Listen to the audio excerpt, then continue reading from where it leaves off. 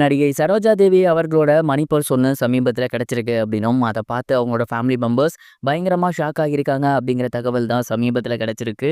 அது என்ன அப்படிங்கிற கம்ப்ளீட் டீட்டெயில தான் இந்த ஒரு வீடியோவில் நம்ம பார்க்க போகிறோம். நடிகை சரோஜா தேவி அவர்கள் சமீபத்தில் உடல்நலக்குறைவு காரணமாக இறந்து போயிருந்தாங்க. அவங்களோட மறைவுக்கு ஒட்டுமொத்த தமிழ் சினிமாவும் தங்களோட கண்டோலன்ஸை செலுத்தியிருந்தாங்க. தொடர்ந்து அவங்கள பற்றின நிறைய விஷயங்கள் வெளிவந்துட்டு இருக்கு ஒன் பை ஒன்னா. அந்த வகையில் சமீபத்தில் அவங்களோட மணி பர்ஸ் இப்போ அவங்களோட வீட்டு மெம்பர்ஸ்கிட்ட கிடைச்சிருக்கு. அந்த ஒரு மணி பர்ஸை அவங்க திறந்து பார்த்து பயங்கரமாக ஷாக் ஆகி இருந்திருக்காங்க. ஏன்னா அதில் அவ்வளோ முக்கியமான விஷயங்கள் இருந்திருக்கு.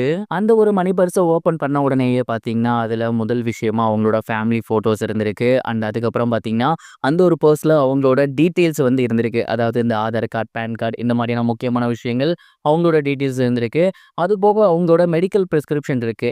அவங்க வந்து மிகப்பெரிய ஒரு செலிபிரிட்டி, நிறைய நல்ல விஷயங்கள் பண்ணிட்டு இருக்கவங்க, அடிக்கடி நிறைய விழாக்களுக்கு போவாங்க, நிறைய ஷூட்டிங்கு போவாங்க. இந்த மாதிரி இருக்கும்போது அங்கே வந்து சடனாக அவங்களுக்கு ஒரு மாத்திரை தேவை அப்படின்னா அதை வாங்கணும் அப்படிங்கிறதுக்காக மெடிக்கல் ப்ரிஸ்கிரிப்ஷன் இருந்திருக்கு. அது மட்டும் இல்லாமல் அவங்க அடிக்கடி முக்கியமாக போட வேண்டிய மாத்திரைகள் வந்து அந்த ஒரு பர்ஸ்லேயே வச்சுருக்காங்க, மறந்துடக்கூடாது அப்படின்னு. அண்ட் இந்த விஷயங்கள் எல்லாமே ரொம்ப நார்மலான விஷயங்கள், எல்லாருமே இதை வந்து பண்ணுவாங்க. ஸோ இது வந்து நார்மல் தான். ஆனால் இதை தாண்டி ஒரு முக்கியமான விஷயம் அவங்களோட மணி பர்ஸில் இருந்திருக்கு. அதை பார்த்து தான் அவங்களோட ஃபேமிலி மெம்பர்ஸ் பயங்கரமாக ஷாக் ஆகியிருந்திருக்காங்க. அது என்ன அப்படின்னா அவங்களோட கல்யாண பத்திரிகையை வந்து மடித்து அந்த ஒரு மணி பர்ஸில் வச்சுருந்துருக்காங்க.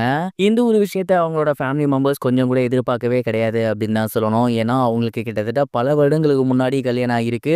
அப்போ கல்யாணம் ஆன பத்திரிகையை அவங்களோட ஹஸ்பண்ட் என்னவா இப்போ வரைக்கும் பத்திரமா வச்சுருந்துருக்காங்க அப்படிங்கிறது உண்மையிலேயே எல்லாருக்கும் மிகப்பெரிய ஒரு ஷாக்கிங் ஏற்படுத்தியிருக்கு. அவங்க அம்மாவோட முக்கியமான டீட்டெயில்ஸ் அண்ட் இந்த ஒரு பத்திரிகை இது எல்லாத்தையுமே அவங்களோட ஃபேமிலி மெம்பர்ஸ் அண்ட் பையன் வந்து பத்திரமா எடுத்து வச்சுருந்துருக்காரு அப்படிங்கிற தகவல் தான் சமீபத்தில் கிடைச்சிருக்கு. நீங்கள் இதை பற்றி என்ன நினைக்கிறீங்க? மறக்காமல் கமெண்ட் பாக்ஸில் ஷேர் பண்ணுங்க.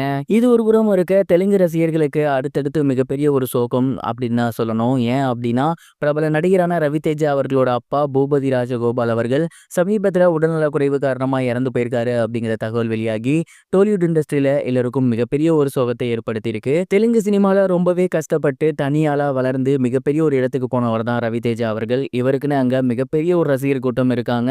அண்ட் இவரோட அப்பா பூபதி ராஜகோபால் அவர்கள் சமீபத்தில் உடல்நலக்குறைவு காரணமாக இறந்து போயிருக்காரு. கிட்டத்தட்ட அவருக்கு 90 வயசு ஆகிருச்சு. ஏற்கனவே அவருக்கு உடலில் ஒரு சில உபாதைகள் இருந்துச்சு. அண்ட் வயது மூப்பு காரணமாக அவர் இறந்து போயிருக்காரு அப்படிங்கிற நியூஸ் அஃபிஷியலாக ஷேர் ஆகியிருக்கு. அவங்க அப்பா இறந்துட்டாரு அப்படிங்கிறது தெரிஞ்ச உடனேயே சிரஞ்சீவி அவர்களாக இருக்கட்டும், அங்கே இருக்கக்கூடிய முக்கியமான நடிகர்களாக இருக்கட்டும், எல்லோருமே நேரடியாக போயிட்டு தங்களோட கண்டோலன்ஸை பதிவு பண்ணியிருந்தாங்க. சமீபத்தில் தான் the legendary actor Kota Srinivasa Rao அவர்கள் இறந்து போயிருந்தாரு. அதை தொடர்ந்து இப்போ ரவிதேஜா அவர்களோட அப்பாவும் இறந்து போயிருக்காரு அப்படிங்கிறது அடுத்தடுத்து தெலுங்கு சினிமா ரசிகர்களுக்கு மிகப்பெரிய ஒரு சோகத்தை ஏற்படுத்தியிருக்கு. இந்த ஒரு மீளா துயரத்திலிருந்து ரவிதேஜா சார் மீண்டு வரணும் அப்படின்னு கடவுள்கிட்ட வேண்டிக்கலாம். இது வரைக்கும் கனெக்டிங் டிவிக்கு சப்ஸ்கிரைப் பண்ணனா மறக்காமல் சப்ஸ்கிரைப் பண்ணிக்கங்க. உடனடி அப்டேட்ஸ் பெறுவதற்கு நோட்டிஃபிகேஷன் பெல்லையும் கிளிக் பண்ணிக்கங்க.